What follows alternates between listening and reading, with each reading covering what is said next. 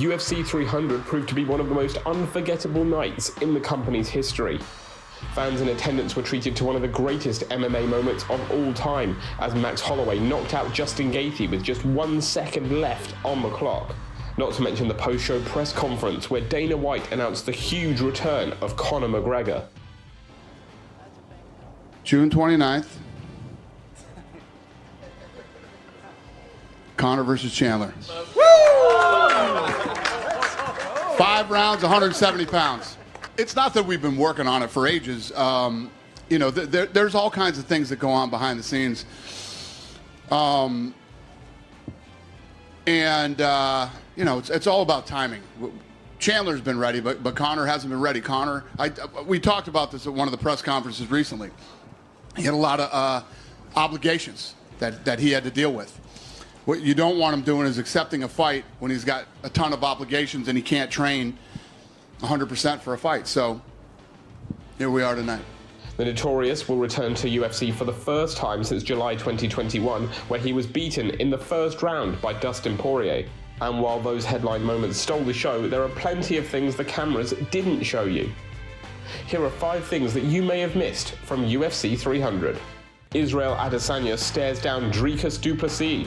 As both men took in the action on the UFC 300 card, it was crazy to note how close they were sitting next to each other. No more than 7 or 8 seats separated the two rivals. Things didn't become physical, but SunSport did spot Adesanya eyeing up his future opponent. Mark Zuckerberg's chat with Dana White. Meta mastermind Zuckerberg was one of a number of famous faces in attendance, and only a few fans would have noticed him shaking hands with Dana White before the pair sat down and started chatting. Perhaps they were talking about setting up that long-awaited fight between Zuckerberg and ex-owner Elon Musk in the octagon. Charles Oliveras' worried girlfriend. Former lightweight champ Charles Oliveira locked horns with Arman Tsarukyan in a pivotal matchup for both men's progression in the division. Oliveira was being cheered on by his girlfriend Victoria Brum at ringside, who looked visibly upset during various stages of the fight, not surprising considering what an absolute battle it was.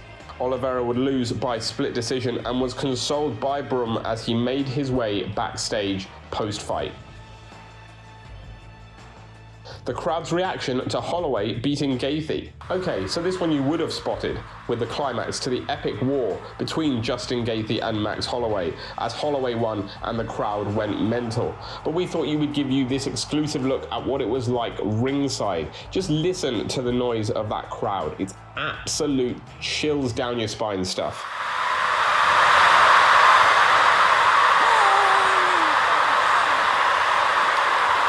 Ilia Topuria stares down Holloway. Featherweight king Ilia Topuria was one of several champions in attendance at UFC 300. He of course had a vested interest in the Holloway versus Gaethje fight, the former of whom used to rule the division he now presides over. And during and after the fight, El Matador stood up to stare down his potential next opponent, Max Holloway, who probably gets a shot at the title now after that incredible win.